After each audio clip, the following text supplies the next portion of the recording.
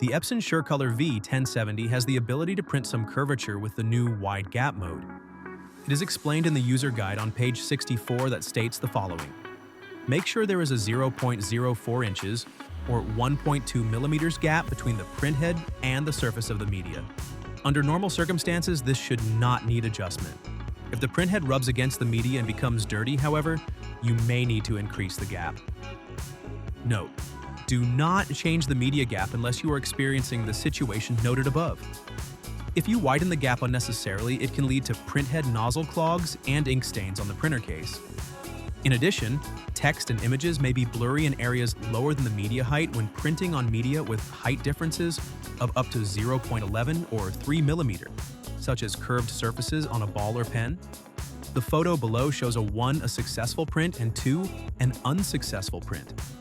Here is a quick screenshot of where it is in Epson Edge Print, the RIP software that the printer comes with. Under the Basic Settings tab, then you select the drop-down and choose the resolutions with WG at the end. WG stands for wide gap. Now we have your blank being UV printed with curvature. It's that simple.